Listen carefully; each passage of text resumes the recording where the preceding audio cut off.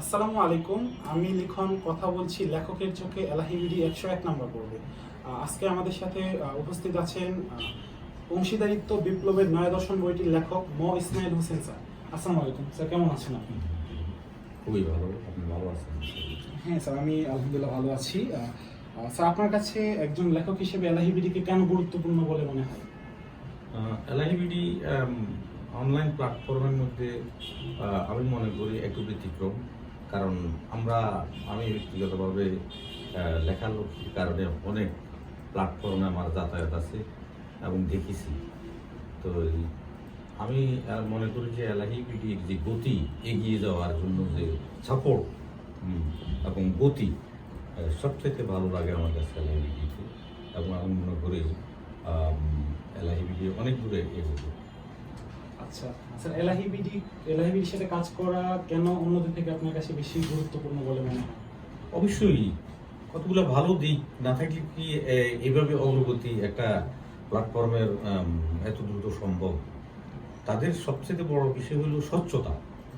কারণ যে যুগ আসছে, যে সময় আসছে, মানুষের হাতে সময় থাকে না।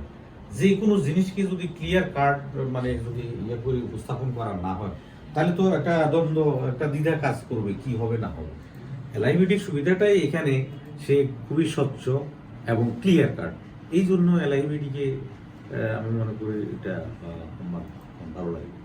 আচ্ছা স্যার, আমাদের এলাহিবিডির সম্মানিত লেখকদের জন্য যদি কিছু বলতেন। লেখকদের ব্যাপারে আমি একটা কথা বলবো যে লেখকের যে যন্ত্রণাটা, প্রথম হলো তার বই প্রকাশ করা, দ্বিতীয়টা হলো সে তার যে মানে মনের যে মানে যে মাধুরী মিশিয়ে তার লেখাটা, সে পরিশ্রম, কষ্ট এবং অনেক ধরনের ঝক্কি ঝামেলা করে শেষ করছে। যদি পাঠকের কাছে যদি তার বই না পৌঁছায়, তাহলে তার ব্যর্থতা সে তো দেখতে পারে না, এটার জন্য তার ঘুমও আসে না। একজন লেখকের সবথেকে বড় সফলতা হলো তার চিন্তাটা পাঠকের কাছে পৌঁছানো। তাইলে এটা কি সবার পক্ষে সম্ভব? এই বিস্তৃত এত বিশাল জনগোষ্ঠীর মধ্যে নেটওয়ার্ক করে তার লেখা পৌঁছানো, এটা এই জন্য মানে এলাহিবিডি কাছে যে কোনো লেখক আসলে তার ওই মনের যন্ত্রণাটা উপশম হবে আমি মনে করি। স্যার, পাঠকদের কাছে কেন আপনি এলাহিবিডিকে গুরুত্বপূর্ণ বলে মনে করেন?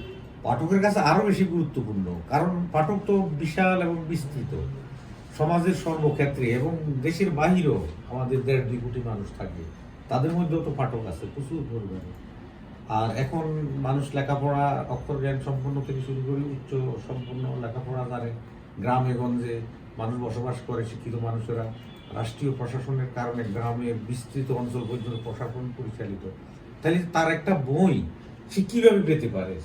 সম্ভব সে এই ঢাকার এই ব্যস্ত জীবনের ভিতর আসি দোকানপাট মল থেকে তার বই সংগ্রহ করার দিন পর দিন সময়?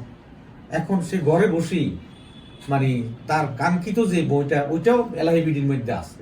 প্রচুর সংখ্যক অসংখ্য বই এলআইবিডিতে আছে। সে যে মনে মনে যে বইটার কথা ভাবতেছে, ওই বইটা ওইখানেই আছে। শুধু একটা ক্লিক, তার বইটা ঘরে পৌঁছে গেছে। তাই পাঠকের শত শত বছর থেকে আমরা যেটা জানি, বই সংগ্রহ করে লেখাপড়া করতে হয়, তো পড়তে হয়। আবার আমার কাঙ্ক্ষিত বইটারও তো পাওয়ার বিষয় আছে। তো এখন এলআইবিডি এরকম ভাবে বিস্তৃত, মানে খালি ক্লিক দিবার দেরি হয়, এলআইবিডি পুষতে দেরি হয় না বই নিয়ে। তো এই জন্য আমি মনে করি পাঠকদের আরো বেশি এখন উৎসাহিত করবে, যে মানে পড়তে চায়, যার পড়ার একটু ইচ্ছা আছে, খালি এলআইবিডিতে ক্লিক দিলেই তার বইটা পেয়ে যাবে। এই জন্য আমি মনে করি এখন সহজ সুবিধাজনক ভাবে যদি আপনি বই পেতে চান, এলআইবিডিকে আপনি ব্যবহার করতে পারেন, এটা আমি নিশ্চিত। আচ্ছা স্যার, আপনি কি নিরপেক্ষ জায়গা থেকে এলাহিবিডিকে রেকমেন্ড করবেন বা কেন করবেন যদি বলেন? এই জন্য তো বললাম, অনেক প্ল্যাটফর্ম তো ঘোরাফেরা করে দেখলাম। এই যে লেখকের আদর যত্নের একটা বিষয় আছে। লেখক তো প্রফিট নেয় না, নিতে পারে না। লেখক প্রফিট চায়ও না, লেখক চায় একটু আদর যত্ন, একটু সম্মান।